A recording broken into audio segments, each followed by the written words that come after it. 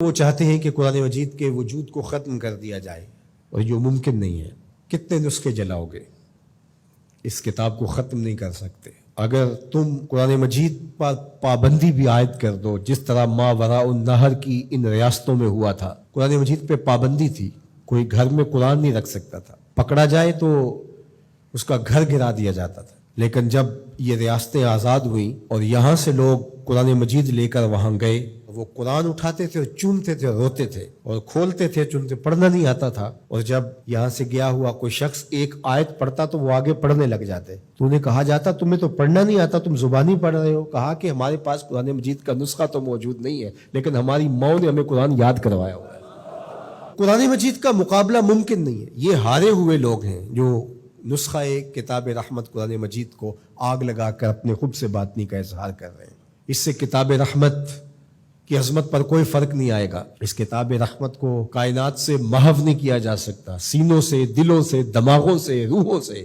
اور اللہ تعالیٰ نے قرآن مجید کی حفاظت کا جو ذمہ اپنے ذمہ کرم پہ لیا ہوا ہے، کس طرح اس کتاب کو محو کیا جا سکتا ہے، اس کو مٹایا جا سکتا ہے۔ یہ ہدایت کا سرچشمہ، یہ نور و نکہت کا روشن حوالہ، یہ اجالوں کا نقیب، یہ منور اور تاباں کتاب۔ میں یہ بھی سوچتا ہوں کہ لوگ لوگوں سے ڈرتے ہیں، یہ کیسی قوم ہے جو کتاب سے ڈرتی ہے؟ تو کچھ ہے نا کتاب میں جس وجہ سے یہ ایک کتاب سے ڈر رہے ہیں۔ اقبال نے کہا تھا آ کتاب زندہ قرآن حکیم، حکمت او لا یزال است قدیم۔ یہ زندہ کتاب ہے۔ آپ اگر مجھے معافی دیں، یہ امت تو مردہ ہو سکتی ہے لیکن کتاب مردہ نہیں ہو سکتی۔ اس وقت امت مردہ ہے، مردہ زائن از بطون امہات۔ اقبال نے تو یہاں کہا تھا کہ آگے جو پیدا بھی ہو رہے ہیں وہ بھی مردہ پیدا ہو رہے ہیں ماؤں کے پیٹوں سے۔ یہ امت مردہ ہے اس وقت، تبھی یہ ہوا ہے۔ زندہ قوموں کے ساتھ ایسے نہیں ہوتا، لیکن کتاب مردہ نہیں ہے، کتاب زندہ ہے۔ ہمارے اندر اگر زندگی کی کہیں کوئی رمق موجود ہے تو وہ اس کتاب کی وجہ سے یا زندہ رسول کی وجہ سے، ورنہ ہم اپنا وجود ختم کر چکے ہوتے۔ یہ کتاب ہمیں مرنے نہیں دیتی، اس نے ہمیں زندہ رکھا ہوا ہے۔ پوری دنیا کفر کو اس کتاب نے سیخ پا کر دیا، اور یہ اپنے پارلیمنٹ کے اندر ہاتھ میں اٹھا کہتے ہیں اس کتاب کے ہوتے ہوئے مسلمانوں کو نہیں مٹا سکتے۔ تو اس کا مطلب یہ ہوا کہ تم مسلمانوں کو مٹا نہیں سکتے، چونکہ اس کتاب کی حفاظت اللہ نے اپنے ذمہ کرم پہ لی ہوئی ہے۔ اس کتاب کو تم مٹا نہیں سکتے، اللہ مٹنے نہیں دے گا۔ تو جب اس کتاب کو تم نہیں مٹا سکتے تو اسلام کو بھی نہیں مٹا سکتے۔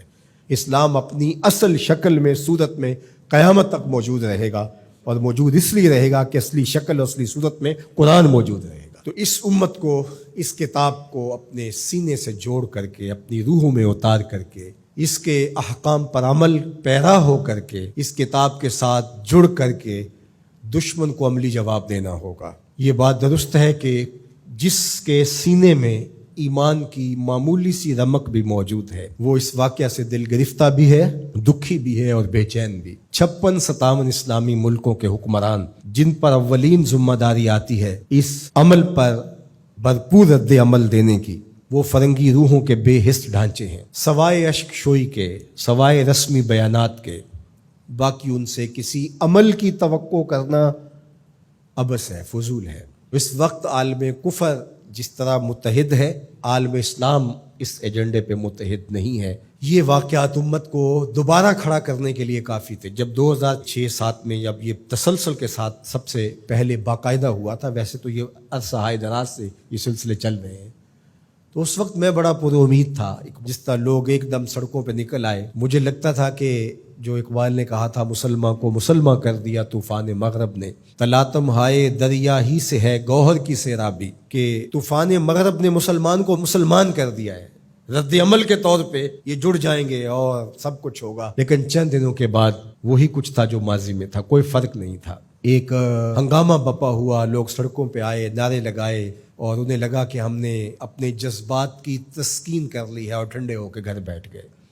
ہمیشہ ہوتا یہی ہے، جس طرح وہ کسی کو صدمہ پہنچے تو لوگ کہتے ہیں اس کو ذرا کھل کے رو لینے دو، کھل کے رو لے گا تو صدمے کی شدت کم ہو جائے گی، تو ہم کہتے ہیں ہمیں احتجاج کر لینے دو، اس کے بعد ہم پھر اسی جگہ پہ آ جاتے ہیں جہاں سے چلے ہوتے ہیں۔ اور دشمن بعض اوقات تو ہمارے رویوں سے اس کو وہ خوشی ملتی ہے جو اس کی توقع میں بھی نہیں ہوتی۔ بسا اوقات مختلف بلاد اسلامیہ کے اندر بالخصوص ارض وطن میں ایسا ہوتا ہے کہ دشمن اہانت رسول کرتا ہے، قرآن مجید کے نسخہ نور کو آگ لگاتا ہے، اور ہم رد عمل کے طور پہ اپنے ہی ملک کے لوگوں کے املاک کو جلا رہے ہوتے ہیں اور گاڑیاں جلا رہے ہوتے ہیں اور ایک دوسرے کو نقصان پہنچا رہے ہوتے ہیں۔